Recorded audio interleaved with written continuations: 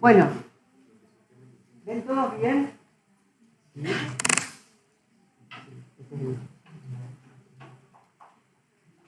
La idea de la clase de hoy es empezar con una introducción a qué es la biología y una cosa todavía más general que es qué son las ciencias y por qué las ciencias son distintas a otros enfoques de estudio o otras áreas del conocimiento.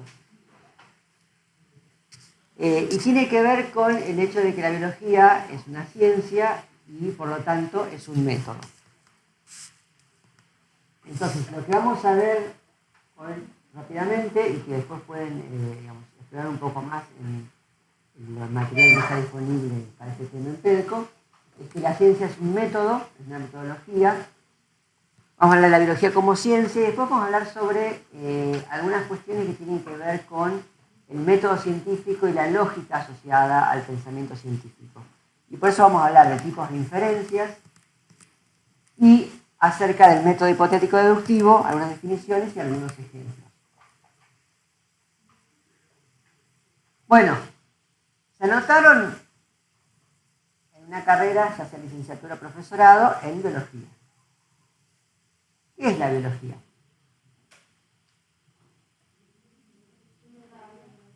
El estudio de la vida. ¿Alguna otra definición?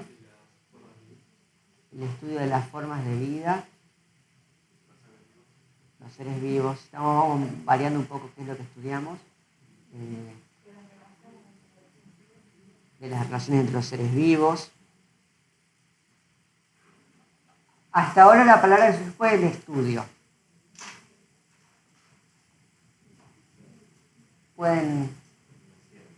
Es una ciencia. Una de las cosas más importantes de la biología es que la biología es una ciencia. ¿Sí?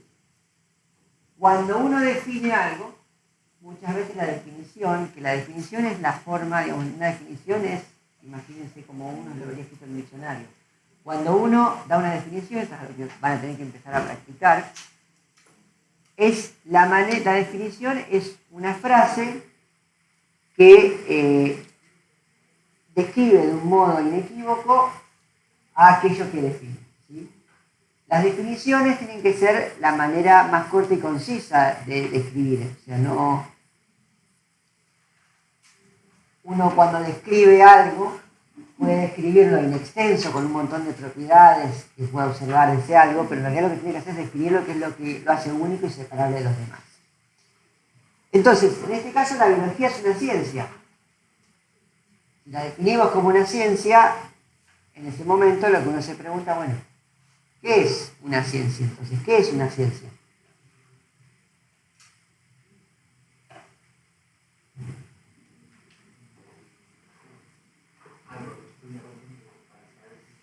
Algo que estudia la gente. Una metodología, una forma de estudiar ciertos fenómenos. Ahí va queriendo más. Cuando uno necesita una buena definición de algo, o empezar a ver de qué se trata algo, hoy por hoy, una de las primeras cosas que uno hace es googlearlo, y generalmente la búsqueda, lo primero que te suele mandar es a una entrada de Wikipedia.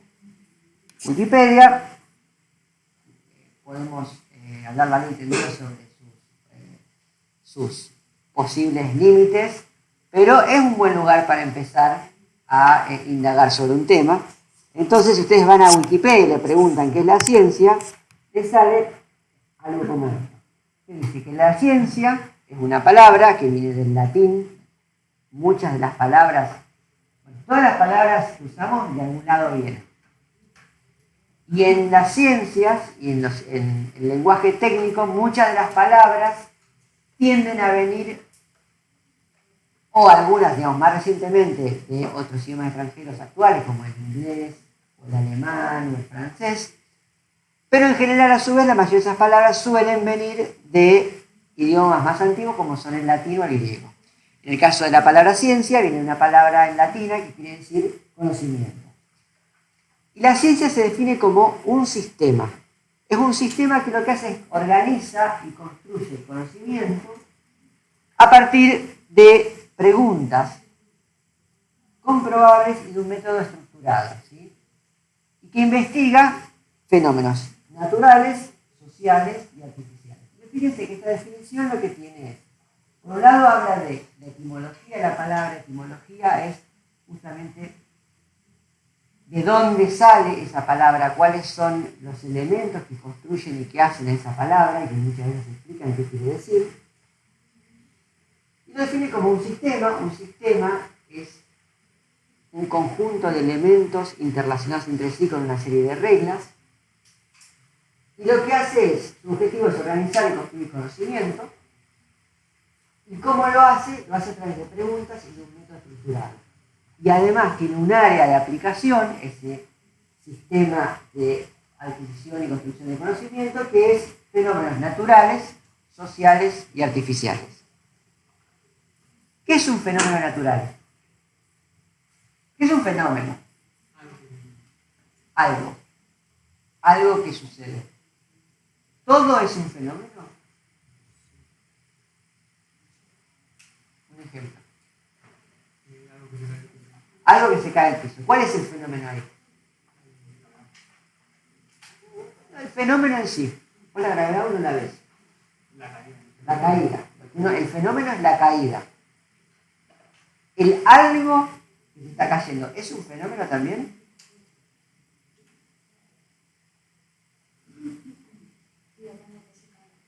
Depende de que se caiga. Bueno, supongamos que se cae un vaso. El vaso también es un fenómeno. La existencia del vaso, las propiedades del vaso, ¿es un vaso de vidrio o es un vaso de plástico? Va a tener distintas propiedades. De hecho, ustedes pueden, a partir del conocimiento que tienen, saber que va a haber una consecuencia distinta a la caída de un vaso de plástico o de un vaso de vidrio. ¿Sí? Hay todo un montón de fenómenos asociados a algo tan simple y trágico como un vaso que se cae. Está lleno vacío, que tiene, puede tener agua limpia, puede tener aceite, puede tener leche, puede tener granos de arroz. Cada una de esas diferencias son fenómenos a su vez que van a implicar diferencias en los desenlaces de ese fenómeno. Bien, ¿qué es un fenómeno social? ¿Y cuál es la diferencia con un fenómeno natural?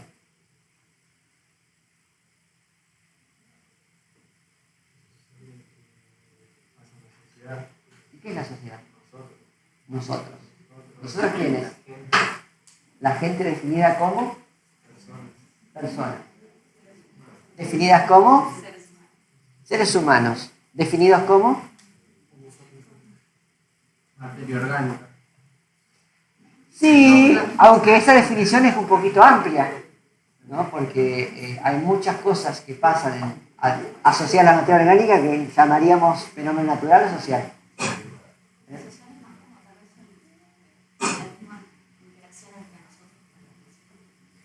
Entre nosotros, seres humanos.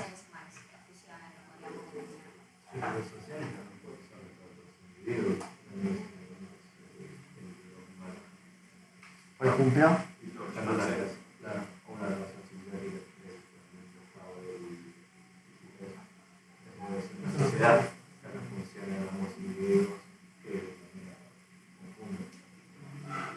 es un buen punto.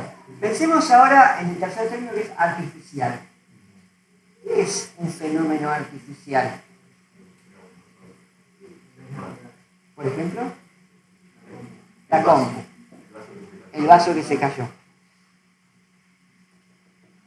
¿Cómo saben si es artificial, social o natural?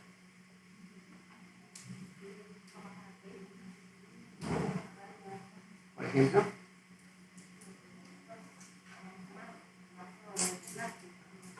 o sea que el vaso es un fenómeno natural, social no, es artificial. ¿Y la caída del vaso es un fenómeno artificial, natural o social? Depende de si tenían un solo depende del ejemplo que tira ese vaso. Puede ser un movimiento hecho por un ser humano que está hecho totalmente a propósito y pasaría a ser algo artificial. Ahora si se cae por el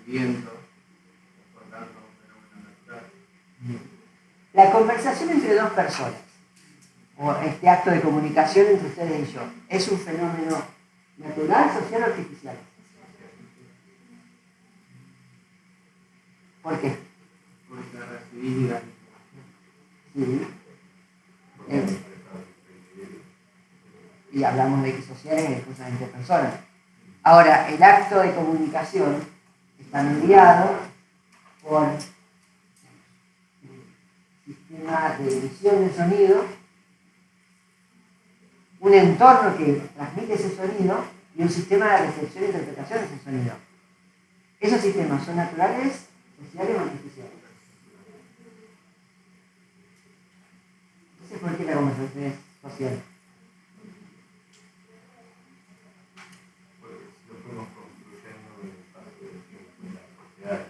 Y si lo construimos, ¿no es artificial?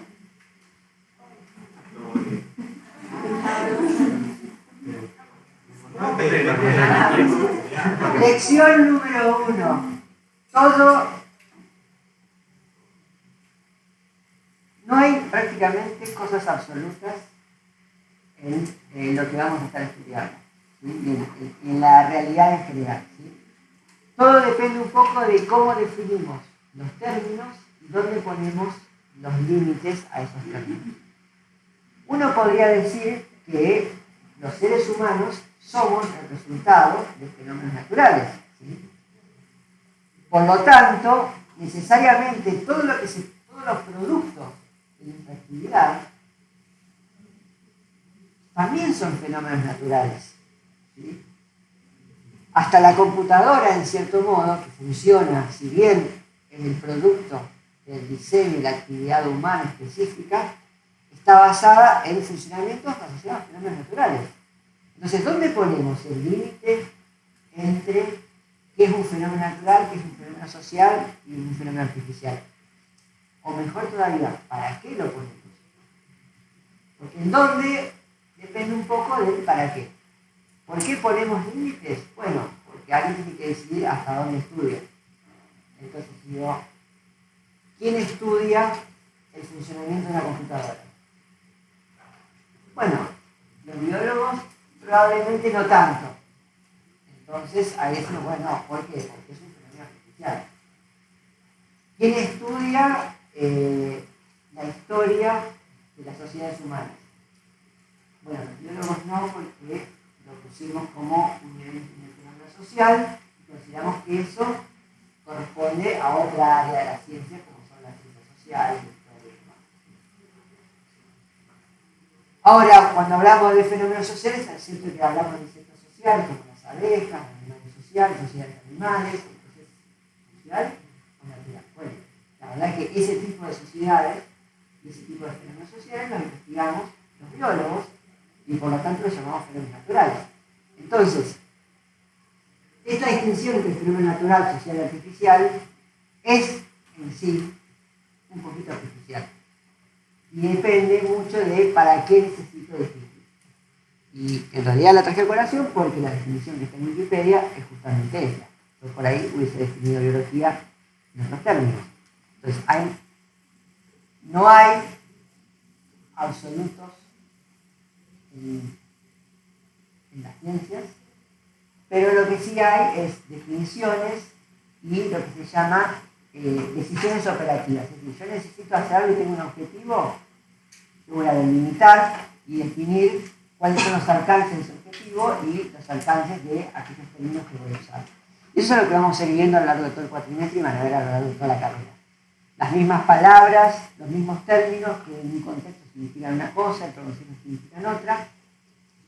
Y esta cuestión donde todo el tiempo estamos clasificando y separando cosas y como agrupando en cajas y delimitando definiciones para qué va en cada caja, y donde cada vez que uno empieza a escarbar un poco te das cuenta que llega un momento en que la decisión de si esto va acá o acá muchas veces se vuelve arbitraria y en donde no hay una justificación natural a por qué esto va acá y no va acá, ¿sí?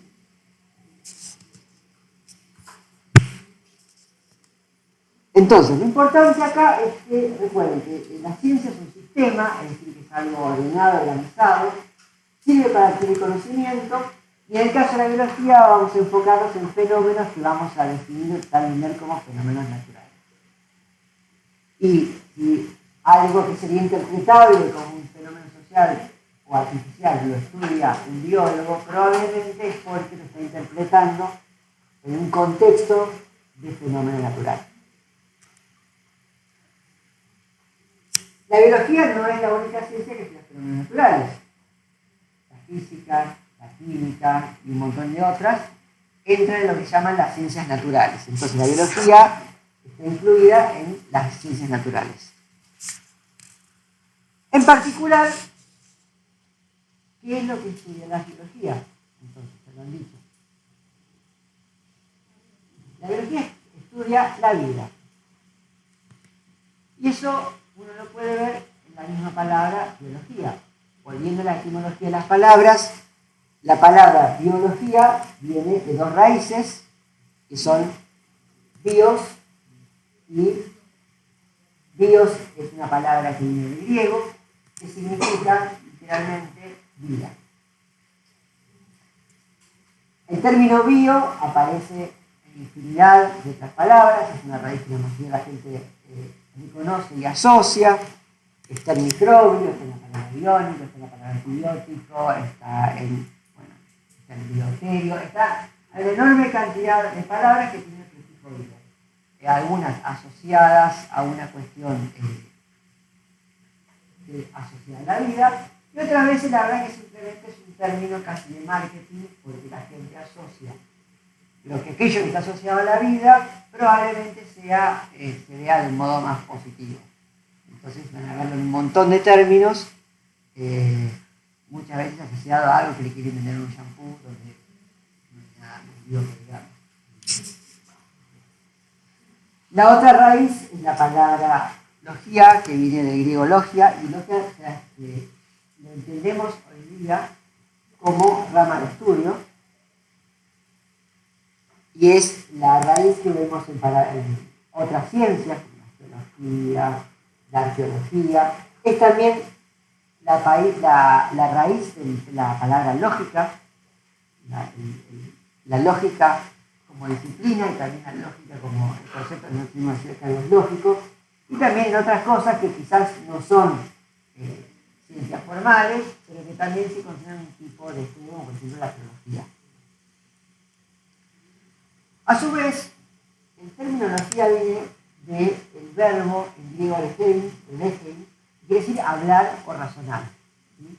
Entonces, la idea del estudio tiene que ver con la idea de hablar, de razonar, de pensar las cosas y asociarlas. Y también está asociado a otro término que se llama logos, que es la palabra que los griegos usaban para hablar del equivalente a un estudio o a una explicación. ¿Sí? Y esto tiene que ver con esta idea de que hay un intento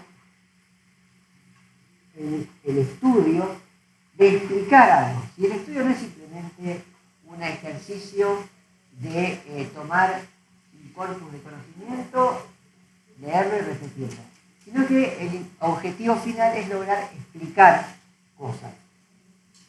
Por lo tanto, la biología se puede definir como la manera o el emprendimiento de los humanos de salir a explicar la vida, qué es y cómo funciona. ¿Quiénes fueron los primeros que usaron la palabra biología? ¿Algún intento? Los griegos, ¿no? Sería lo lógico, la palabra en griego. Los griegos jamás usaron el término biología, pese a que dentro de sus producciones y obras de filosofía natural estudiaron los seres vivos. Probablemente el que se considera el padre de la biología era un griego, era Aristóteles, pero sin embargo los griegos jamás usaron el término biología referido a sus estudios de la naturaleza. La primera vez que se reconoció formalmente, se usó formalmente la palabra biología con el objetivo de referirse al estudio de lo vivo fue a principios del siglo XIX, independientemente tres filósofos naturales usando el término de biología.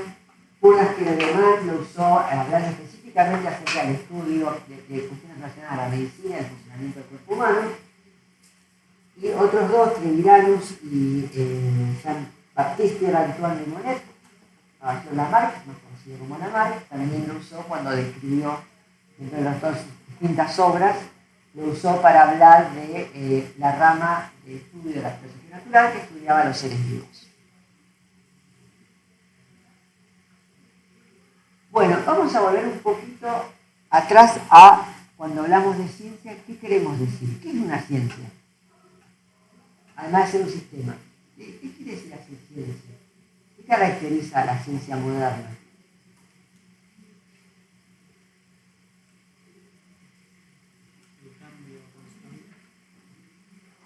Sí, hablamos de la ciencia como adquirir conocimiento. ¿Cómo se adquiere el conocimiento? ¿Cómo adquieren conocimiento? A través de los sentidos, de la interpretación. Si yo les digo, bueno, que necesito que para el jueves, adquieran conocimiento sobre cómo se define la vida. ¿Qué van a hacer? Leer. O sea que van a tomar una fuente, espero que de texto, y van a leerla y de ahí van a adquirir conocimientos que están plasmados en esta fuente. ¿Eso es ciencia?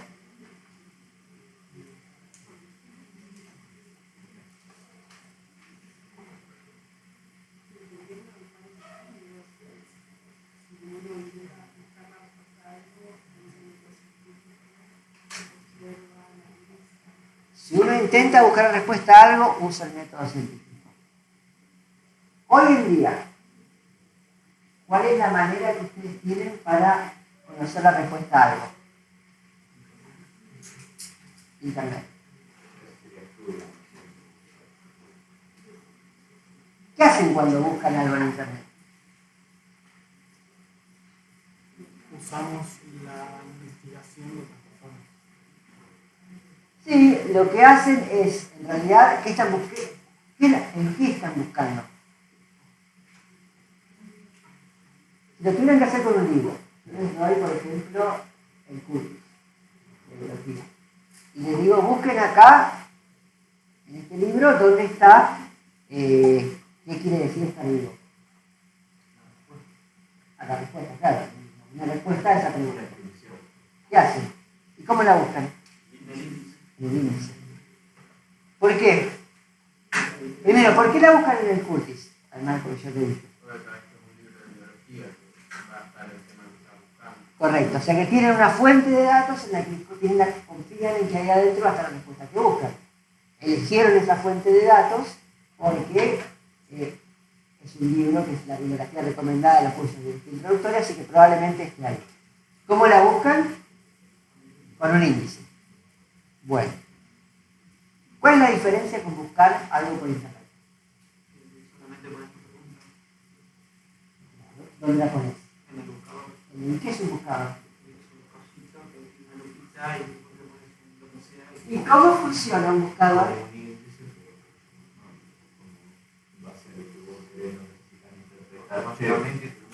¿Saben lo que hay detrás de esa ventanita?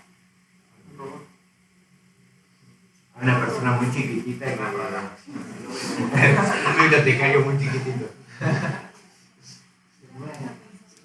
¿Alguna vez se preguntaron cómo funciona el mundo? ¿Seguro? Depende de la página y dónde lo busques, porque por ejemplo en Wikipedia cualquiera puede editar. Podés editar lo que está escrito. Está bien, pero eso tiene que ver con la calidad de la información que está específicamente en Wikipedia. Ahora, la pregunta es un poquito más adentro. ¿Cómo funciona? O sea, ustedes van y acceden a lo que se llama el frontend, ¿sí? La interfaz de usuario. Esos son usuarios y lo único que hacen es cliquear y aparece una lista de posibles respuestas o de lugares de instalar respuestas. ¿Cuál es la diferencia con buscar en un índice del libro?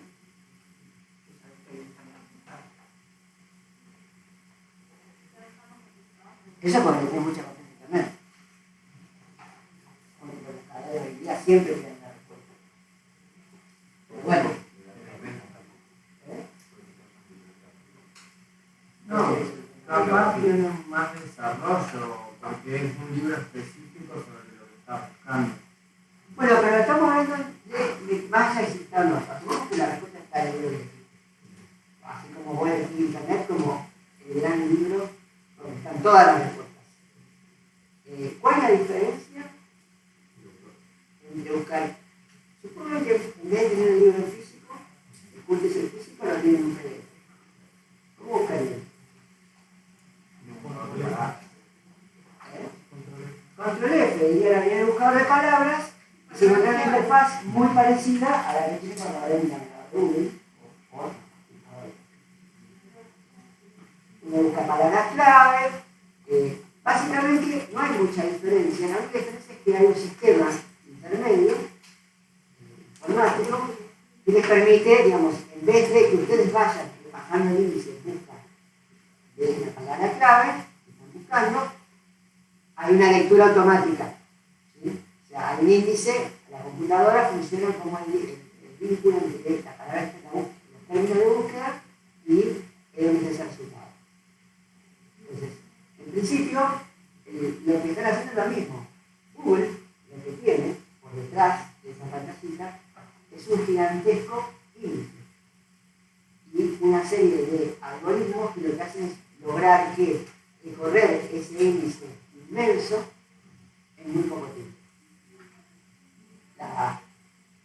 El desarrollo tecnológico o la ciencia, hay una ciencia, una rama de la ciencia específica, que es cómo hacer para indexar, que justamente es construir un índice, un corpus más grande de conocimiento, de modo que el índice sea eficiente para encontrar rápidamente lo que uno busca a partir de esa clave. Es muy importante, si no lo venían haciendo, que lo hagan a partir de ahora, es preguntarse todo el tiempo cómo funciona esto. Es un ejercicio fundamental para la formación general y para la formación crítica que tienen que tener para estas carreras. ¿Sí? Ella dijo, lo mencionó como al pasar, que cuando hablamos de cómo es la ciencia, habló del método científico. ¿Qué es el método científico? Una serie de pasos. Está muy bien. ¿Por qué son importantes que sea una serie de pasos? Para ordenar. Entonces estamos de vuelta en que volvemos a esta idea de que hay un sistema organizado para el conocimiento. Uno no hace simplemente un ejercicio de lectura o de juntar cosas, así, de agarrar un montón de una búsqueda en Google. Agarrarse una búsqueda en Google sobre un tema, encontrar distintas cosas, leer y escribir algo, si la ChatGPT que te resuma esos sitios en una sola cosa, no es hacer investigación científica. Puede ser que parte de eso sea parte del proceso de investigación. Pero no es en sí mismo algo que sea considerado una investigación científica, y es porque no sigue un método específico. Entonces, dijimos que la ciencia lo que hace es tratar de tomar fenómenos, y la definición de fenómenos es muy amplia, pero en general uno puede pensar que el fenómeno es cualquier cosa que uno pueda percibir, ya sea con los propios sentidos o utilizando algún tipo de mecanismo, dispositivo o técnica para percibir aquello que nuestros sentidos no perciben. Entonces, básicamente es un fenómeno, es algo que puede ser detectado. Puede ser un evento, puede ser un objeto, pero tiene que ser detectable de alguna manera. No podemos estudiar aquello que no podemos detectar, aquello que no podemos medir. Los fenómenos, que son cosas que podemos observar directa o indirectamente, al ser observados repetidamente, muchas veces aparecen patrones que son regularidades, ¿sí? Hay cosas que empiezan a tener cierta repetitividad y que permite aducir que entonces si algo pasó una vez de esta manera, pasó otra vez de esta manera, va a volver a pasar de nuevo de esta manera, ¿sí? Las regularidades en sí no nos dicen mucho más allá que el fenómeno. Por ejemplo, el sol sale todos los días a la mañana. Todos los días por la mañana sale el sol, ¿sí? Es un fenómeno totalmente regular. Podemos estar seguros que el sol va a salir de la mañana. Ahora,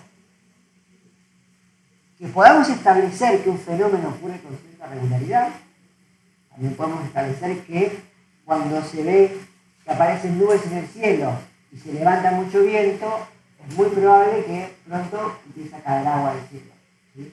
Eso también es un fenómeno que observamos y que observamos un patrón de regularidad. Ahora, lo que nosotros necesitamos establecer no alcanza, para la ciencia, no alcanza con establecer regularidades. Si bien hay cosas que ya no sirven, a uno le sirve saber que tarde o temprano va a salir el sol. Sobre todo para tener una esperanza de que la noche un día va a terminar. Nos sirve saber que si hay nubes y vientos probablemente llueva. Ahora, y eso lo podemos hacer sin saber la causa que generó ese efecto. El fenómeno puede ser considerado como un efecto, ese efecto fue causado por algo. A lo que apunta la ciencia no es solamente establecer esta regularidad, sino a tratar de entender las causas que están por detrás, por debajo, subyaciendo a los fenómenos, ¿sí? Son las causas que generan efectos, lo que se llama la relación causa-efecto. ¿Y cómo lo hacemos? Bueno, hacemos observaciones, estas observaciones muchas veces se llaman evidencia, y a través de esas observaciones hacemos algo que se llama inferencia. ¿Qué es una inferencia? Es más que una suposición.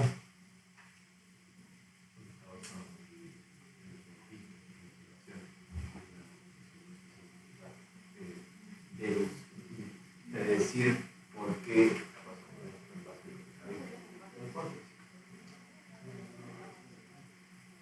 Ahí vamos a hablar todas esas términos. Una inferencia es una conclusión, ¿sí? Es el proceso de inferencia, o sea, inferencia es un proceso y es un producto, ¿sí?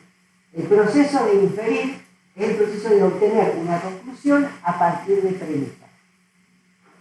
La premisa es algo con lo que yo parto y a partir de algún tipo de mecanismo de inferencia, son mecanismos lógicos, yo obtengo una conclusión. Hay muchos tipos de inferencias, hay muchas maneras de entender la palabra inferencia. Uno puede usar la palabra inferir, infiero. Viniste muy amable hoy, infiero que me tienes que pedir algo. ¿Sí? Es una manera que refleja un pensamiento, un mecanismo lógico, en el caso de ese ejemplo, ¿por qué? Y bueno, porque me ha pasado que cada vez que me has venido a pedir algo, primero te has portado particularmente amable. Entonces, eso es un tipo de inferencia que me permite llegar a la conclusión de que ahora que venís muy amable, también me vas a pedir algo. Vamos a ver qué tipo de inferencia era esa. Hay tres tipos de inferencia. Uno que se llama inferencia deductiva o deducción. La deducción va de lo general a lo específico. Y tiene una forma concreta que es la siguiente. Yo lo hago con una primera premisa que dice todo A es B. Ahora vamos a reemplazar A y B por cosas que tengan más sentido. Esta es una premisa que es una premisa general, afirma una generalidad. Dice que todo lo que sea A también es B. La segunda premisa es una premisa específica que dice que este elemento C en particular A. Entonces, a partir de esto, de una premisa general y una específica, ¿qué concluyo? ¿Eh? Este C es B. Esa es mi inferencia. ¿Sí?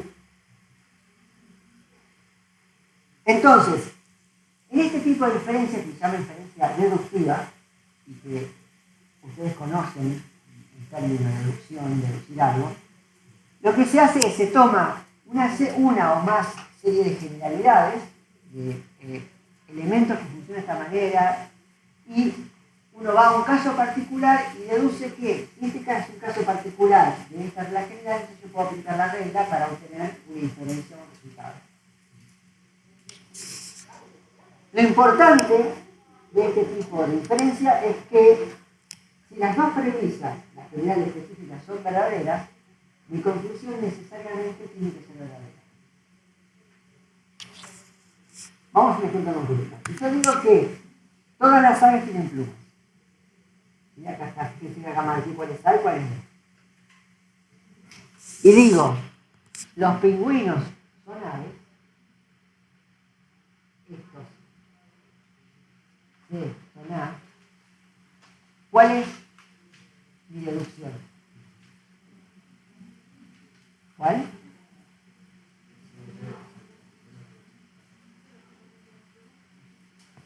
La deducción es que los pingüinos tienen plumas. ¿Es cierto esto? Ay, no sé cuántos pingüinos han visto, pero ¿es cierto que los pingüinos tienen plumas? ¿Es cierto que las aves tienen plumas? ¿Que todas las aves tienen plumas? ¿Es cierto que los pingüinos son aves? Bien. Ahora, ¿qué pasa? Esto funciona fantástico, salvo cuando alguna de estas es incorrecta. Si una de las premisas es incorrecta, entonces no hay garantía de que la conclusión sea correcta. Por ejemplo, yo digo, todas las aves pueden volar. Y digo, los pingüinos son aves. ¿Cuál es mi deducción? ¿Es cierto? No. ¿Por qué no? ¿Qué pasó? ¿Dónde fallé? Claro, fallé en que esta no es cierta, no es verdadera. Bien. Entonces, si también puede pasar que si la premisa general no es tan general, esta no es cierta, no es general, entonces la inferencia puede ser incorrecta. Si yo digo, algunas aves pueden volar, y después digo que las pingüinos son aves, bueno, ya acá se ve que si esta no es la general, esta deducción no funciona. ¿Sí? De vuelta, digo que los pingüinos pueden volar, cosa que no es cierta. La otra es, obviamente, si la primera premisa y la segunda premisa no tienen nada que ver una con la otra, la deducción también va a ser incorrecta. Si yo digo que las aves pueden volar, todas las aves pueden volar, y después digo que las polillas pueden volar, concluyo que las polillas son aves. Que tampoco sabemos, que también sabemos que no es cierto. Entonces, una manera de pensar esto es que la premisa 1 lo que hace es establece una regla general. ¿Sí? Entonces, por ejemplo, puede decir, todas las bolitas que tengo en esta bolsa son de color verde. Esta es mi regla general. Mientras que la premisa específica, en un caso particular de esa situación general.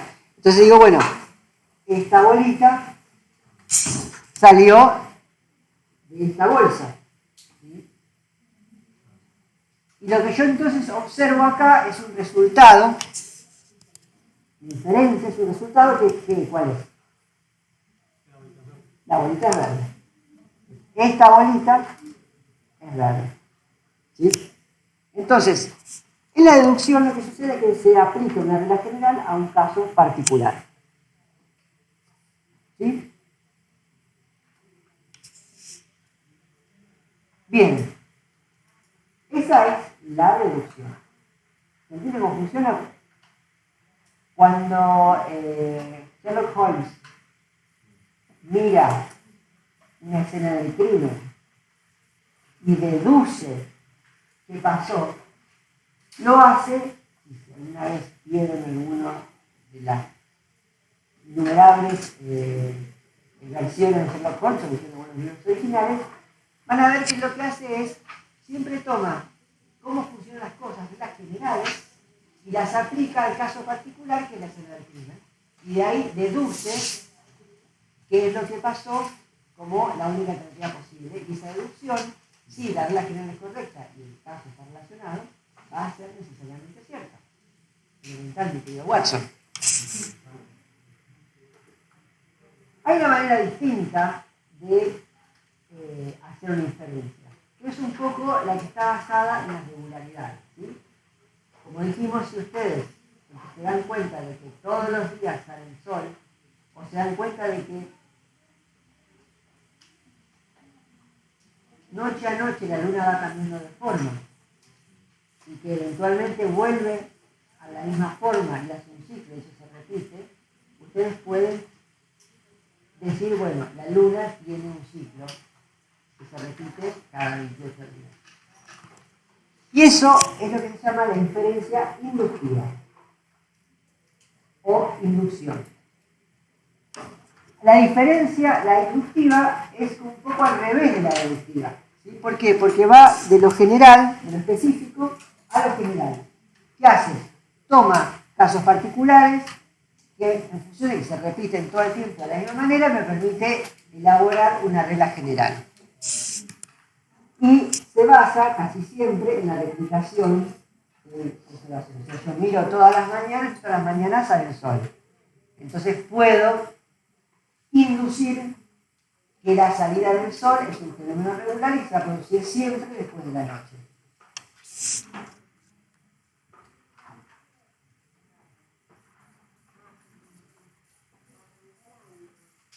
Supongo que yo conozco a alguien y esa persona, cuando la veo, levanta la mano y después me dice hola.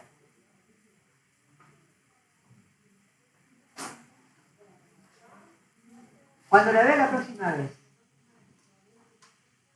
y levanta la mano, ¿qué va a hacer? Puede que sí, puede que no. Ahora, si la veo de nuevo y me dice hola de nuevo, y la tercera vez que me la encuentro me dice, levanta la mano y me dice hola, yo ya voy a empezar a sospechar, la cuarta vez que la ve, que levante la mano, ya voy a estar escuchando cómo me dice hola. Y eventualmente voy a concluir que esta persona siempre hace lo mismo, levanta la mano y me dice hola.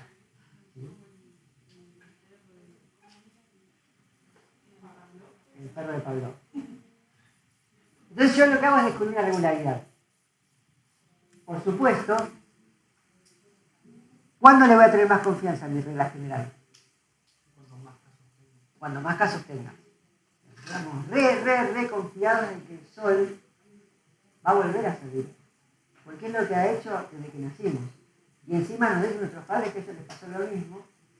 Y aparentemente, desde que hay estructura y registro de algún tipo, hay registro de que el sol viene saliendo. Entonces, en ausencia de cualquier otro conocimiento de por qué sale el sol, por qué sale todos los días el sol, nosotros tenemos la confianza de que el sol va a salir, aunque no sepamos por qué.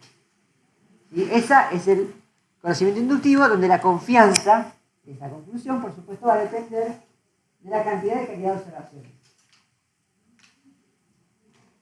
¿Es infalible la inducción? No.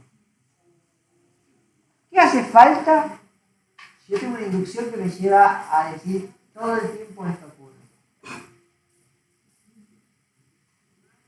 ¿Qué hace falta? ¿Cuánto hace falta para tirar abajo esa inducción?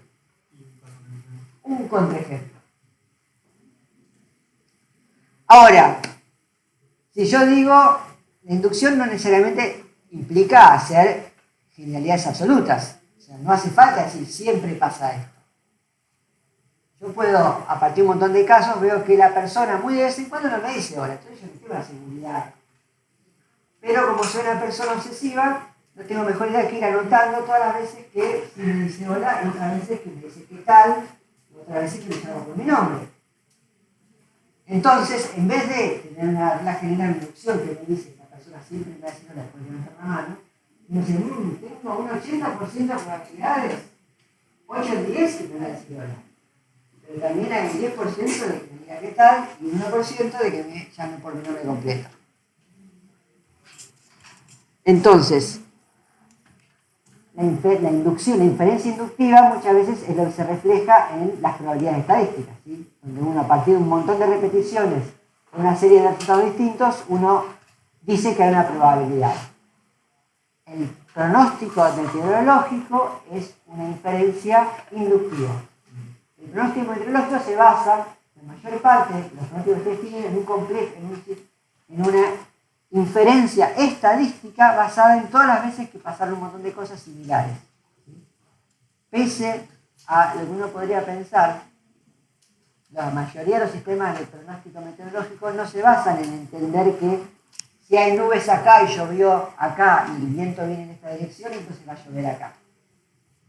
Se basa en la regularidad de que el 90% de las veces que había esta cantidad de lluvia acá y esta cantidad de viento hacia esta dirección, después llovió acá. Fíjense que no es lo mismo poder decir que eso se repite regularmente que decir entiendo que el viento lo que hace es sopla las nubes y las nubes son las que traen la lluvia. ¿Sí? Eso es bastante distinto. Lo cierto es que la conclusión general que uno saca para inducción se vuelve un hecho generalmente aceptado si hay suficientes repeticiones.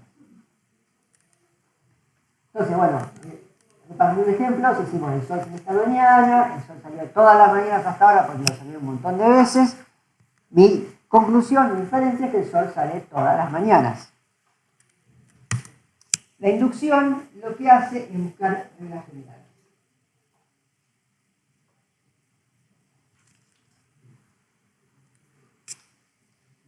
Una pregunta.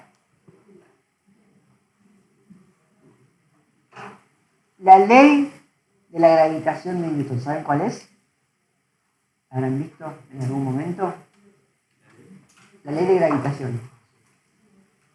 Básicamente ese principio que dice que si yo suelto un objeto, ese objeto va a caer con una velocidad y una aceleración determinadas dadas por principalmente su masa.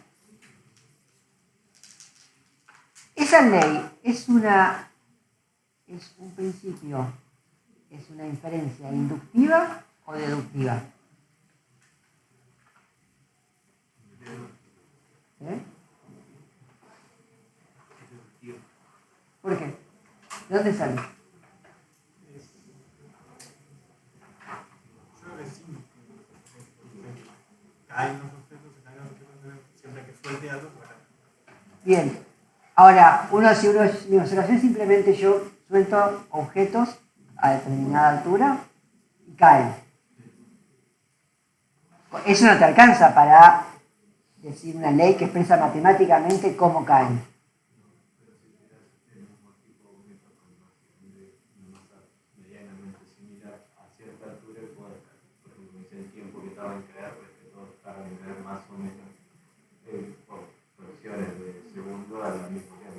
Bien, fíjense que acá incorporaste algo muy importante que es que para vos saber, o sea, los objetos no son todos iguales, cambia la masa, cambia la forma, los resultados no siempre caen a la misma velocidad, no siempre están al mismo tiempo en caer.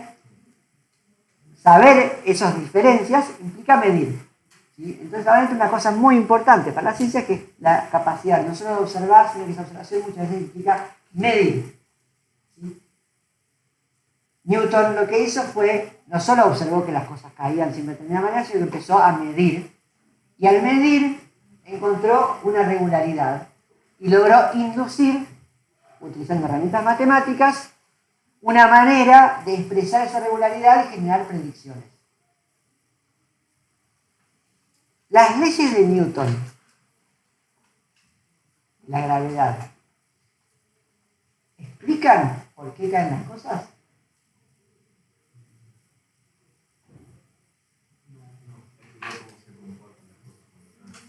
Describen cómo se describen, predicen. pero no explican. ¿Por qué caen las cosas?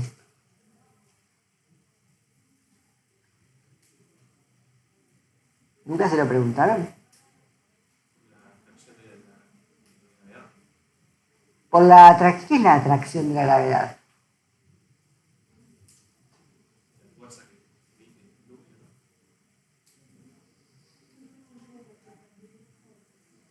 Hay una fuerza, ¿sí? Entonces, bueno, es un principio de explicación. Hay un fenómeno en la naturaleza que genera una fuerza, o sea, la fuerza se define en realidad como algo que genera movimiento, o que cambia el movimiento. Entonces, de alguna manera hay una interacción que genera una fuerza que induce al movimiento en cierto sentido, ¿sí? Es un principio de explicación. Cuando uno empieza a ahondar, vemos que, bueno, ¿qué es esa fuerza? ¿Qué es una fuerza? ¿Una interacción? ¿De dónde es la interacción? ¿Por qué es interacción? La respuesta a esa pregunta no está del todo clara todavía. Exactamente qué es la gravedad. O sea, podemos describir cómo funciona algo y podemos no saber exactamente qué es. ¿Sí? La ciencia puede empezar describiendo cómo funcionan las cosas,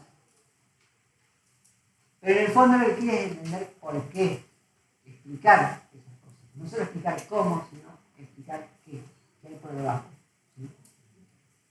Ahí se puede llegar muy lejos explicando cómo funcionan las cosas. O sea, las leyes de Newton, un montón de principios físicos, un montón de cómo funcionan las cosas, sin saber por qué funcionan así, nos podemos hacer muchas cosas. De hecho, si se notan en ingeniería, van a aprender un montón de cómo funcionan las cosas y cómo aplicar modelos matemáticos para predecir el funcionamiento de las cosas y construir cosas, y sin embargo entender muy poco de por qué funcionan las cosas. Entre los físicos.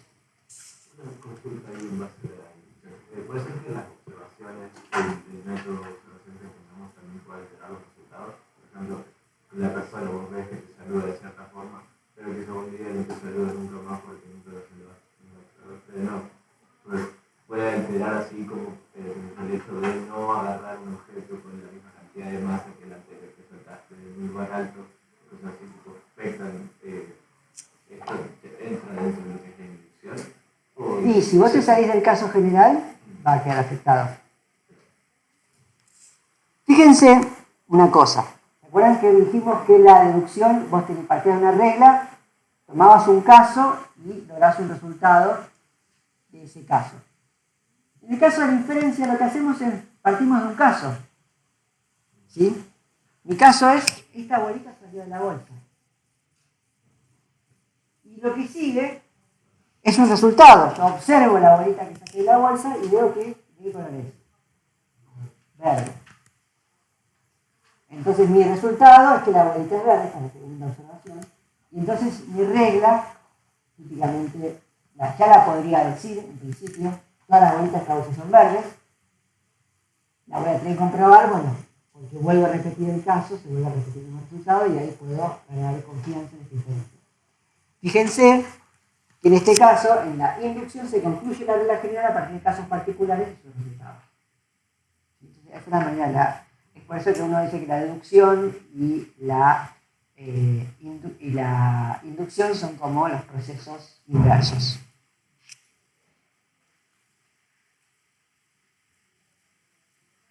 Mucho del material más tradicional que van a leer sobre el método científico habla de inducción o la deducción. Sin embargo, hay un tercer tipo de inferencia que es un poco distinto y un poco menos, o sea, menos tradicionalmente. Hay textos de lógica, que es una manera particular de organizar el conocimiento, que tiene que ver con inducción y deducción y que trata de decir, bueno, ¿cómo hacemos para saber si algo es verdadero o no en función de cómo son sus premisas y cuál es el mecanismo lógico que usamos? Sin embargo, lo cierto es que nosotros usamos muchas veces mecanismos que no son formales y lógicos. Muchas veces usamos intuición y lo que queremos justamente no es solamente establecer reglas generales, sino entender cómo funcionan las cosas. Y para eso tenemos que buscar explicaciones. Hay un tercer tipo de inferencia que es el que trata de buscar explicaciones, que se llama abducción. Este probablemente es el tipo de inferencia que no hayan oído mencionar. Salvo, digamos, puede que haya oído la palabra, acá no hay platos voladores, no hay extraterrestres, ni experimentos misteriosos, ni conspiraciones del Estado. Acá solamente lo que hay es un tipo de inferencia que se llama abducción, también fue llamado en su momento hipótesis, y van a ver por qué, que es un tipo también que va de lo específico a lo general, como la inducción, pero la diferencia es que la abducción, en vez de intentar establecer una regularidad y una regla general basada en esa regularidad, lo que trata de hacer es buscar la mejor explicación para una observación disponible. Yo dispongo de una observación, quiero explicarla y busco una explicación para esa observación. Entonces, cuando mi observación es que el sol sale a la mañana, explicar, ¿cómo explican que el sol salga? Que el sol se mueve, o sea, una explicación es el sol se está moviendo.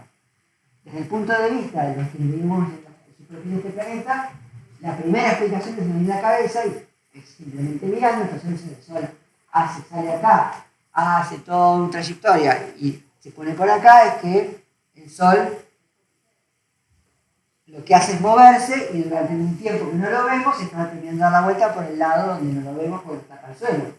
Entonces después vuelve a salir. Pero nuestra explicación inicial e intuitiva es que la intención es decir que el sol gira alrededor del lugar donde vivimos. Hay otra explicación posible, ¿cuál es? Donde nosotros nos estamos moviendo girando y que el sol está fijo. ¿Cuál es la mejor explicación?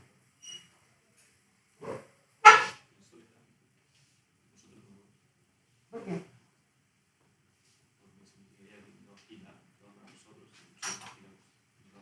Sí, esa es la consecuencia. ¿Por qué es mejor una explicación de la otra? ¿Vos estás muy mareado ahora? ¿Mareado? Sí. ¿Te sentís mareado a lo largo? ¿Sentís que termina el día y te quedás mareado?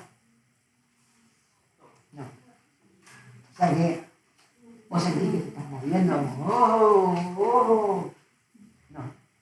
Ya no. No en condiciones normales. Entonces, eso de que nosotros nos estamos moviendo y el sol está fijo, sí, puede ser. Pero si vos tuvieras que, en función de tus sentidos y tu conocimiento, no pongas. No, sabes, el sol también se mueve, capaz. Por eso se mueve. ¿Sí? Y si vos lo pensás, a una persona primitiva, en ausencia del conocimiento actual, en ausencia de una visión amplia del mundo que te rodea, y en ausencia de otras observaciones que puedas llegar a hacer, ¿qué tiene más sentido? ¿Pensar que se mueve el sol o que te mueve vos? Se mueve el sol. Bueno, no casualidad, por mucho tiempo fue lo que se pensó. En ese momento, dado lo que se conocía, era la mejor explicación. ¿Cuándo deja de ser la mejor explicación?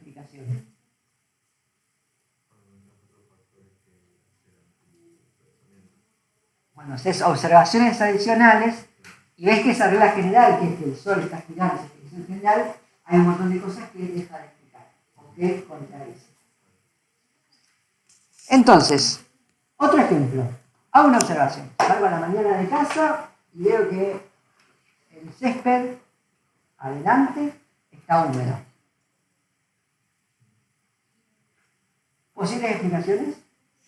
Llovió. Una explicación. ¿Es la única? Rocío. ¿Cuál más?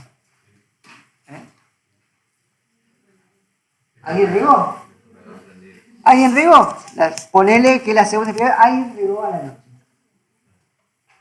Bien.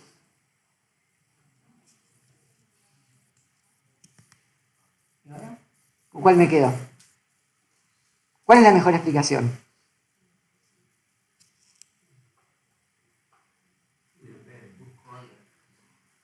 pueden hacer si necesitan? ¿Les parece que no se pueden decidir por una explicación? Volver a observar. Entonces, yo hago nuevas observaciones y puedo ajustar o actualizar nuestra conclusión. Observo, sigo mirando. ¿Y qué veo? Veo que la manguera está conectada al regador. ¿Cuál es la mejor explicación? Hay más, ahora vemos nuestra observación y nos permiten ajustarla a una mejor explicación que es que alguien regó. No, claro que no. Acá lo que está pasando es que la abducción lo que está buscando es determinar causa y efecto. Yo podría hacer más observaciones, podría ver el cielo. Ayer estaba despejado, hoy amaneció despejado en una nube. Puedo mirar el barómetro o recordar si es normal que haya rocío. Más que también hay rocío a la mañana. Aquí está época del año. Entonces, uno mira que hace observaciones, esas incorporación de nuevas observaciones te permite abducir o tener una abducción que sea mejor explicación. Que sea mejor explicación no necesariamente dice que sea la explicación cierta. Pero acá la diferencia, lo más importante es que uno está tratando de explicar un fenómeno. Y explicarlo a través de una causa. ¿Sí? Yo observo, mis fenómenos son efectos y yo lo que estoy buscando son las causas de ese efecto.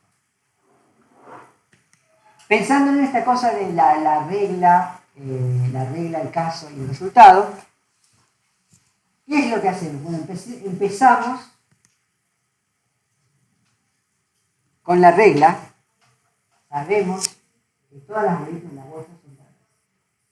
Es nuestro conocimiento general.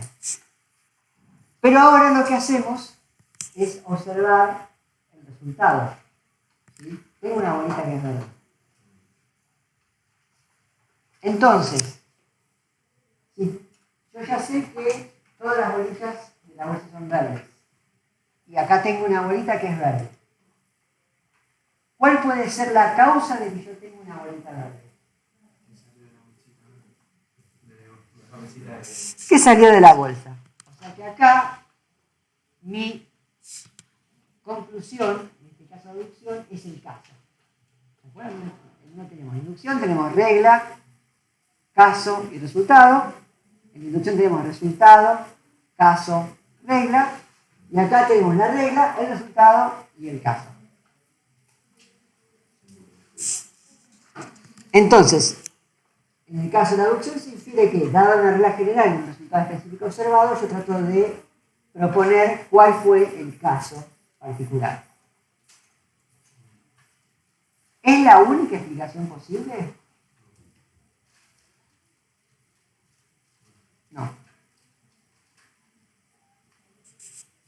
Entonces, ¿qué harían para poder tener más confianza en que la bolita salió de esa bolsa? Pensar dónde consiste esa bolita. Quizás la fuiste a comprar. Pero ¿cuál es otra fuente? Hay otra. Si ya sabía que tenía que hacer la pregunta, pero ponerle que vos te encontraste en el piso una bolita verde. Y decidiste dónde salió. Sabés que tenés una bolsa llena de bolitas verdes, pero bueno, papá, ni fue la compró y la dejó ahí.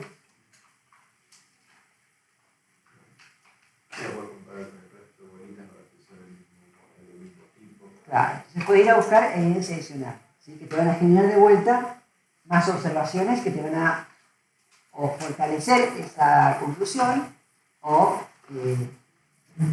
ahora fíjense que cada vez que uno sale a hacer algo más, renueva el proceso. O sea, no es parte de la misma inferencia, ¿no? Sino que uno vuelve a usar otro tipo de inferencia. ¿Por qué son importantes estos tres tipos de inferencias? Si estuvieron prestando atención, capaz que ya están pensando para dónde vamos.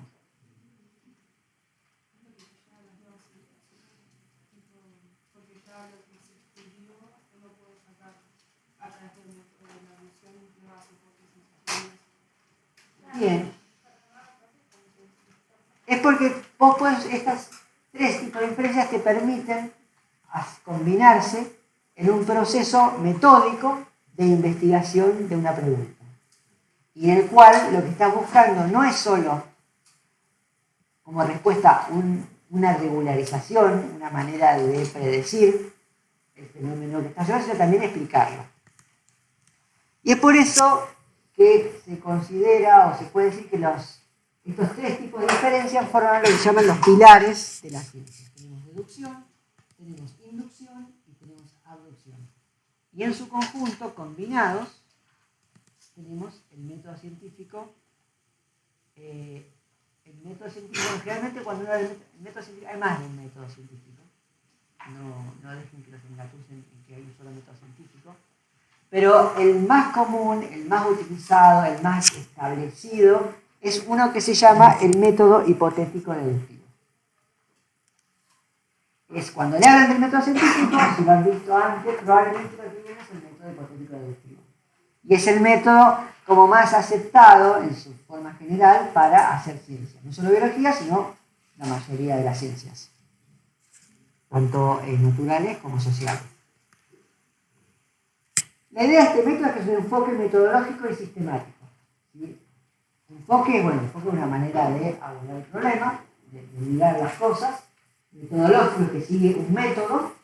Y sistemático es que ese método se sigue de modo regular, con una serie de pasos que se repiten. ¿Cómo comienza? Con una observación. Esa observación genera una pregunta. No es cualquier pregunta. ¿Sí? Muchas veces uno le explica al método científico, bueno, yo tengo una pregunta, y bueno, ¿por qué la manzana cae? ¿O por qué la televisión está apagada? ¿O por qué se tira el verde? ¿Sí? Para hacer ciencia, si uno puede especificar en su método científico con preguntas, muchas de esas preguntas uno ya sabe la respuesta. ¿Sabes? Porque caen las manzanas en momentos que ya sabemos. Hay fenómenos que no nos causan sorpresa. ¿Qué hace falta para que un fenómeno nos cause sorpresa, nos sorprenda? No conocerlo, pero a veces, qué sé yo, la primera vez que veo, no sé, un lichi, que es una fruta que me he ¿eh?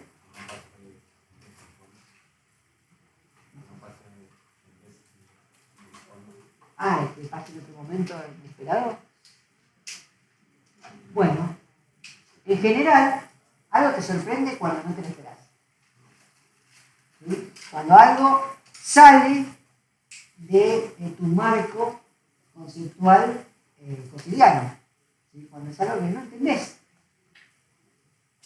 Si yo veo que un objeto cae, no me va a sorprender que caiga. ¿Qué me va a sorprender? Que no caiga. Si yo agarro un objeto y lo suelto y no cae, eso me va a sorprender. Si a mí me muestran un video de un disquito de metal que está flotando suspendido sin que haya nada que lo sostenga y está cayendo, eso me va a sorprender. ¿Sí? Entonces las preguntas, esta observación de una pregunta, es una pregunta que sorprende. ¿Sí? No vamos a hacer ciencia respondiendo preguntas cuyas respuestas ya conocemos. Vamos a hacer ciencia a partir de observaciones que nos sorprenden.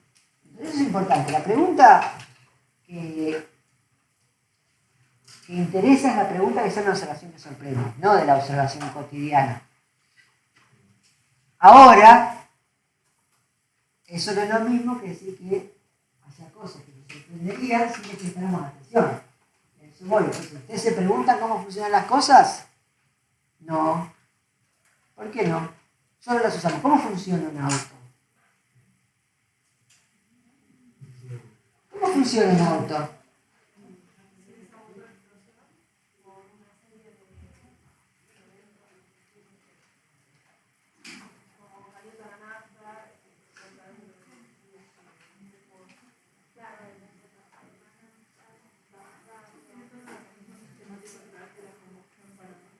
¿Qué es la combustión? La quema de combustible. O sea que adentro hay como una especie de fogatita. Es un proceso químico. Es un proceso químico la combustión.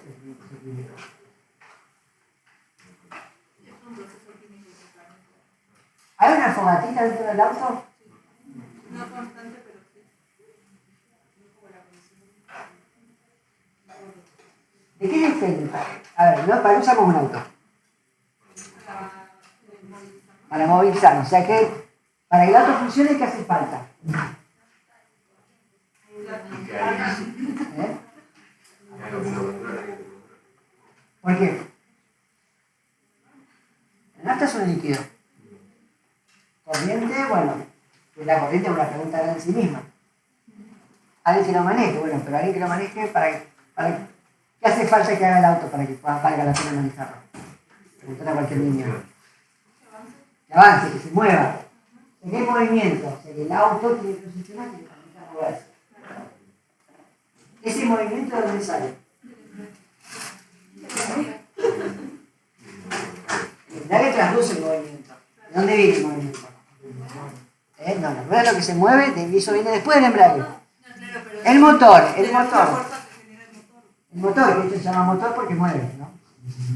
Entonces, ¿cómo hacen? ¿Por qué se mueve el motor? ¿Por qué el motor puede mover otras partes del auto?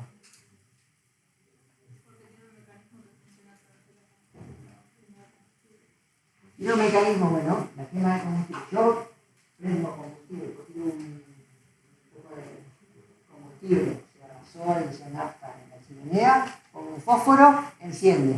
¿Qué se mueve?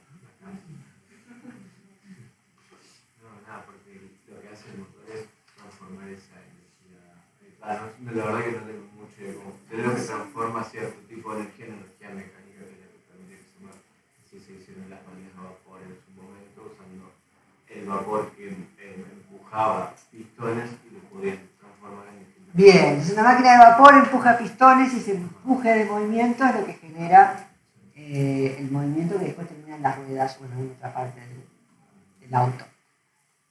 ¿Y en el auto a combustión interna?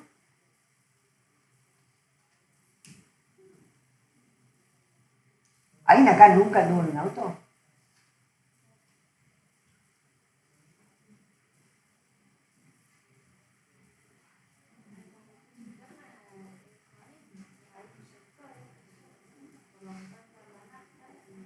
Sí, bueno, pero yo puedo ver si inyecto agua. ¿Por qué? Porque la buena. ¿Eh? La buena.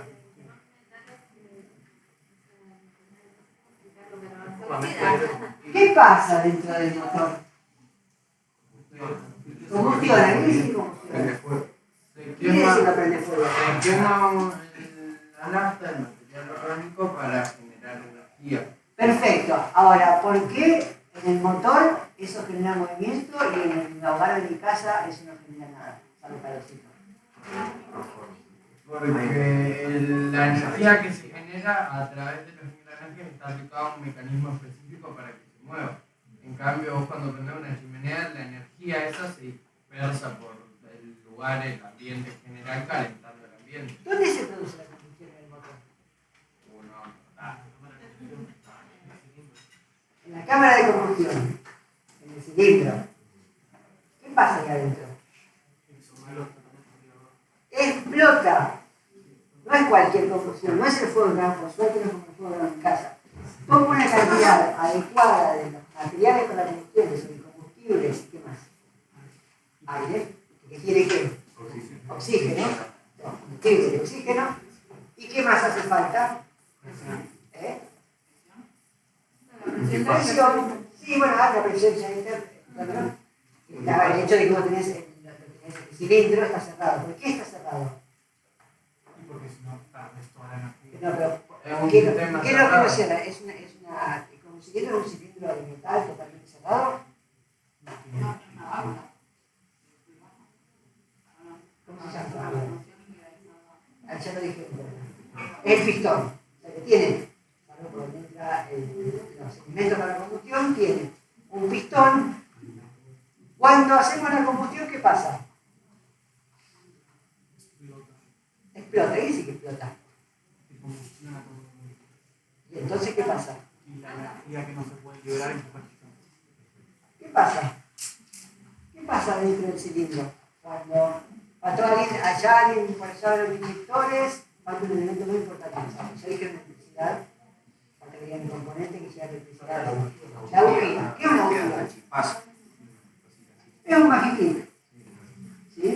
sabían, ahora lo saben. Básicamente es un encendedor. La chispa tiene una cantidad pequeña de combustible, la cantidad adecuada de oxígeno que va a rellenar ese combustible, y hace falta algo más, porque si yo mezclo combustible, si saco agua, no nata, sino que está bien en el momento. ¿Qué falta? La chispa. ¿Por qué hace falta una chispa? Solo no reacciona. El combustible solo no reacciona y está muy fuerte de calor. Vamos a ver por qué más adelante. Pero sí, esa es la correcta, pero el por qué no reacciona tiene que ver con que justamente hace falta darle un empujoncito a esa reacción para que se produzca reacción. Bueno, reacciona. Es un tipo de reacción, la combustible se llama un tipo de reacción que se llama reacción oxidación. Vamos a hablar un poquito acá, lo van a ver más en química. Redox. ¿Y qué pasa? ¿Qué se libera? Energía. Gases. ¿Qué gases? ¿Y qué más? Agua. Es el carbono y agua. Y energía. ¿Qué hace esa energía?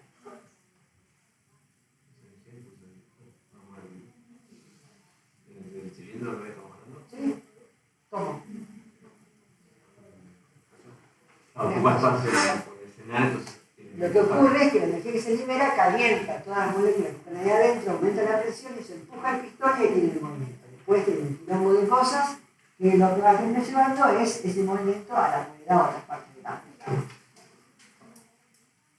Tendrían que sorprenderse cada vez que viajan en auto.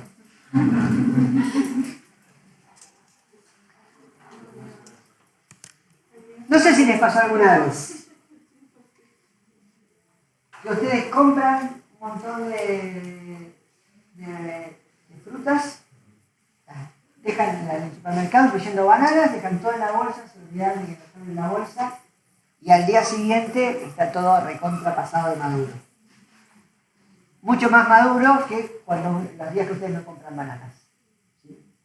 Eso, en emoción, sobre todo si la bolsa es de plástico, les puede pasar y les va a pasar. Entonces, no solo sé que yo compré bananas y veo que la fruta, cuando compro las bananas, se me madura antes. Puede ser bueno o malo, ¿no? Después, pero... Entonces, la pregunta es, bueno, ¿por qué las bananas inducen a madurar las frutas? O sea, que yo pongo, cuando hay banana, la banana hace o induce a la fruta a madurar. Entonces, yo tengo una pregunta que requiere una explicación. Cuando yo planteo una posible explicación, ¿qué estoy haciendo? Una explicación, una hipótesis. Estoy generando una hipótesis. ¿Y a través de qué proceso? Abducción. Estoy haciendo una inferencia abductiva. ¿Sí? Es una posible explicación.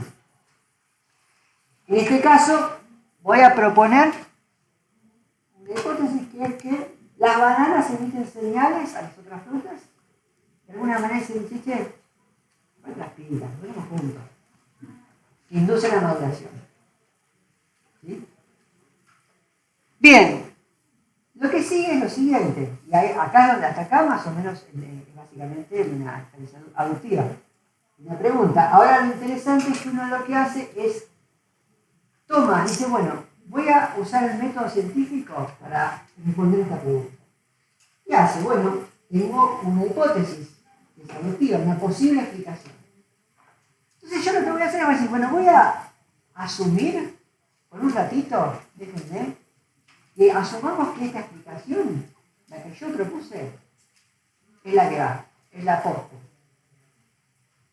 Si es la posta, yo entonces ahora esta explicación no es una explicación posible, sino es la verdad de la milanesa y pasa a ser una regla general. ¿Sí? Entonces, yo como tengo una regla general puedo usarla para proponer, a partir de casos particulares, un resultado. Eso es lo que uno llama predecir. Yo predigo a través de un proceso. ¿De qué proceso van a predecir? ¿Qué usan para predecir? La deducción. La deducción. Utilizan inferencia deductiva para decir que si las bananas efectivamente inducen la maduración, Entonces yo puedo predecir que si yo de alguna manera bloqueo esa señal de las bananas, las otras frutas van a madurar igual de lento que sin banana. ¿Ya está? ¿Listo? ¿Qué hay que hacer ahora? Hay que de alguna manera poner a prueba esta predicción. Es decir, yo de alguna manera tengo que bloquear la señal de las bananas y medir la velocidad de la maduración de las frutas. Entonces, lo que voy a hacer es lo que se llama un experimento, una observación controlada. Un experimento es una observación controlada diseñada justamente para poner a prueba la predicción de la hipótesis. Entonces, la experimentación lo que va a generar es un resultado que se contrasta con la predicción. Si mi resultado no se condice con la predicción, entonces necesariamente, por las reglas de la deducción, acuérdense que la deducción, si las premisas de un proceso deductivo son ciertas, la conclusión tiene que ser cierta. Si yo llego a demuestro que mi predicción, que mi conclusión deductiva es falsa, entonces hay algo que no anduvo. Podría ser que en mi caso específico, es decir, mi diseño experimental esté mal, pero si no, lo que se concluye es que la regla específica era incorrecta. Entonces, la conclusión sería que si el resultado del experimento rechaza, que se contradice con la predicción, entonces quiere decir que la hipótesis es incorrecta. ¿Sí? Ahora, supongan que yo hago el experimento y el resultado se condice con mi predicción. ¿Qué puedo decir acerca de la hipótesis?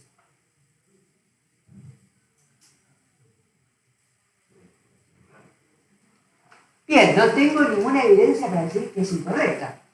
¿No? Un resultado negativo, un resultado efectivo me garantiza, por lógica, asumiendo que hice el proceso bien, que la hipótesis es incorrecta. Puedo rechazar esa hipótesis y buscar otra explicación.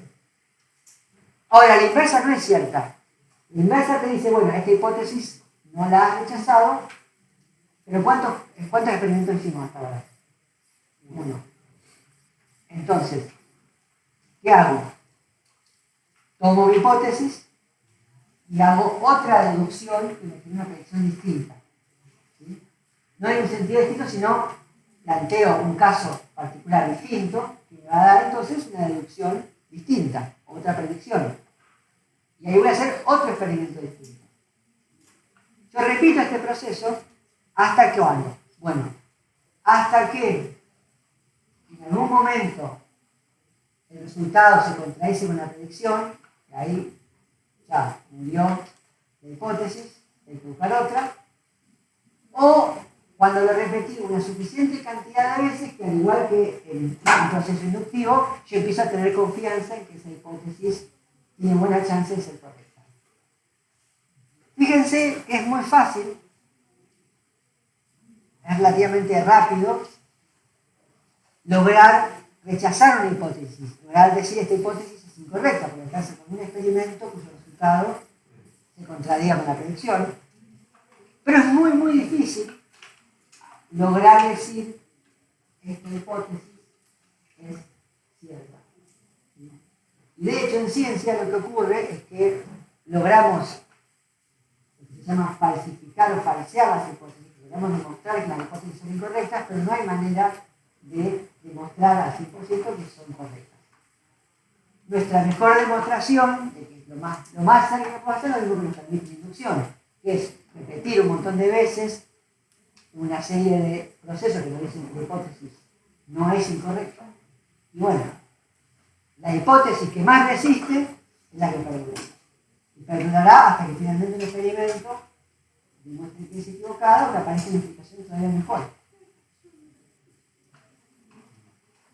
Entonces, la experimentación lo que hace es contrastar la predicción con la experiencia. Con la observación y replicada lo que hace es reforzar o refutar la hipótesis propuesta. Entonces, si yo cada vez que hago el experimento que agarro y envuelvo las bananas en una bolsa hermética y las pongo en el resto de la fruta, observo que las frutas maduran igual de lento que sin bananas, yo puedo ganar confianza en que la hipótesis de las señales emitidas por las bananas es cierta. Una manera de hacer es uno puede hacer un experimento distinto. Yo, por ejemplo, puedo agarrar. Uno tiene, el tratamiento experimental uno es, yo tengo frutas y tengo bananas en una bolsa hermética, una al lado de la otra. ¿Qué otro tratamiento puedo hacer para este experimento? Para que esté bien diseñado. Vas a comparar, está bueno tener algo determinado para algo. ¿Qué vas a medir? ¿Cuál es la medición? La maduración de las bananas. No, las bananas no, de las otras frutas. La maduración de las otras frutas con respecto a las bananas. Bien. ¿Qué de la maduración? El tiempo de maduración. Bien, ahí tenemos una variable numérica, tiempo de maduración. ¿Se puede decir? Correcto. Entonces, si hago el experimento, ¿puedo poner las bananas en la heladera y las frutas afuera? No. Tiene que estar junto. Si yo tengo un tratamiento donde tengo una bolsa de bananas con la fruta a temperatura ambiente y otra bolsa de bananas con otras frutas en la heladera, ¿ese experimento sirve? Sí. De hecho, te permite entender más, porque vas a entender algo sobre cómo funciona esa señal, qué pasa cuando cambia la temperatura. ¿Qué otra cosa está buena tener en este experimento? Bueno, está bueno que sean siempre la misma fruta, la misma cantidad de bananas, la misma cantidad de tipos de la otra fruta. ¿Sí? Porque capaz algunas frutas obedecen más, no sé, escuchan mejor la señal que otras. Otra cosa que está bueno tener es, bueno, hagamos una donde la banana está sin la bolsa. Cuando repliquemos la observación, porque así nos da una velocidad, una tasa, podemos comparar la velocidad entre la banana sin bolsa y con bolsa. Con bolsa y sin bolsa. O poder replicarlo con distintas frutas. Poder replicarlo con distintas frutas. Voy aprendiendo, fíjense que ahí voy aprendiendo distintas cosas. Otra cosa, por ejemplo, que yo podría, digamos, para reforzar esa hipótesis, que ahora agarro la bolsa o un tercer tratamiento, donde la bolsa le hago agujeros. A ver si esa señal, que supuestamente debería, no atraviesa la bolsa, pero pasa por los agujeros. No es la bolsa en sí lo que retrasa o son al recibir la señal, sino que es la señal que pasa por los agujeros, es como si no hubiera bolsa. Entonces, hay un montón. Bueno, podría. Algo en el aire. ¿Sí? O sea, observamos que nada más se mueve, algo en el aire que no vemos. Correcto. Pero puede ser que la señal, por ejemplo, no viaja en líquido o no viaja en... No es física. No es física, no es que no es física, sino que no es un sólido o algo visible. Bien. Entonces, lo que termino haciendo es, una vez que hago mis experimentos, muchas veces los experimentos uno hace variantes, y entonces introduce nueva información que te permite hacer una nueva hipótesis más elaborada. Por ejemplo, después de estos experimentos podemos hacer una hipótesis que esa señal es física, o sea, no pasa a través de la bolsa, pero es invisible porque estuve mirando y no vi nada que se moviera. ¿Sí? Entonces, podría ser algo en el aire, un gas o una molécula suficientemente pequeña para que esté suspendida en el aire. Eso nos permite, ahora tenemos una reducción nueva, entonces si es un gas, bueno, podemos hacer experimentos nuevos para ver observaciones nuevas para ver, bueno, qué hay en la bolsa con bananas, qué hay por fuera, o en la bolsa sin bananas, qué hay en el aire, y ver la diferencia, y ver aquello que sea diferente puede ser aquello que está portando la señal. ¿Tarea para el hogar? Terminar de responder esa pregunta. Puede que nunca se hayan dado cuenta cuando ponen las barras con las otras frutas se madura todo. Puede que sea un conocimiento útil porque también funciona con las paltas. Si quieren madurar más rápido una palta, pongan en una bolsa con una banana. ¿Por qué? Porque está más calentito. Otra cosa que ayuda a madurar las paltas es poner una bolsa de papel madera. Claro, pero ahora encontré una manzana que le puse otra opción. ¿Por qué es mejor el papel de diario que una bolsa de No sé, plástico? así me dice mi abuela.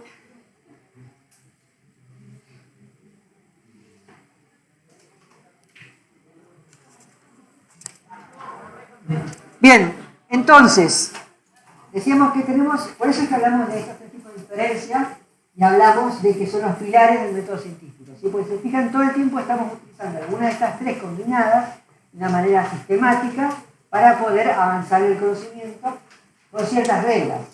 Entonces, tenemos una manera de evaluar, sobre todo evaluar cuando algo es falso, cuando algo es incorrecto, y a fuerza de repetir, si bien no podemos nunca decir que algo es totalmente cierto, tenemos cada vez más certeza. Yo hago un montón de experimentos y siempre funciona.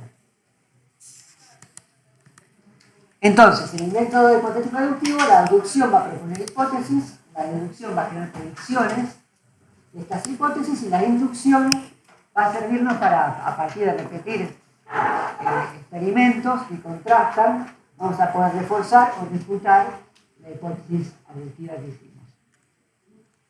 Y esto es un proceso iterativo.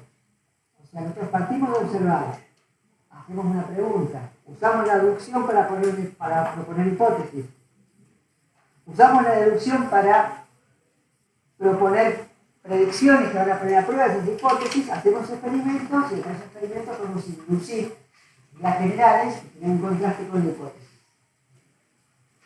Y hay un proceso de vuelta o no de vuelta de cuál es la mejor explicación a los resultados experimentales. Cada vez que uno hace un experimento no tiene nuevos datos.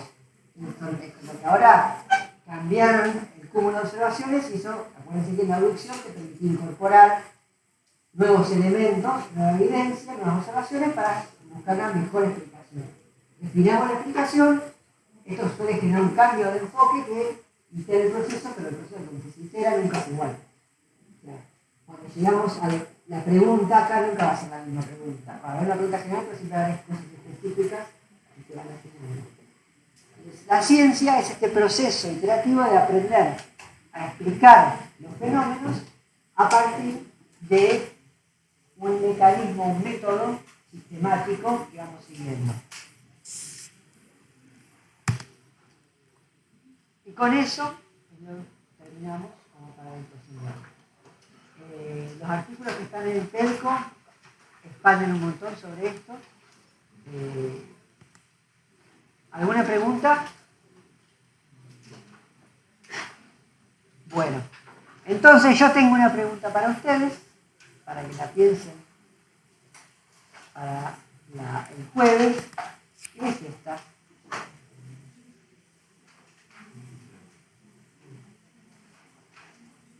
Piensen en esta pregunta, piensen en qué es la vida, cómo la definirían y, por consecuencia, qué es algo vivo y qué es algo que no está vivo. Y de eso vamos a hablar el jueves.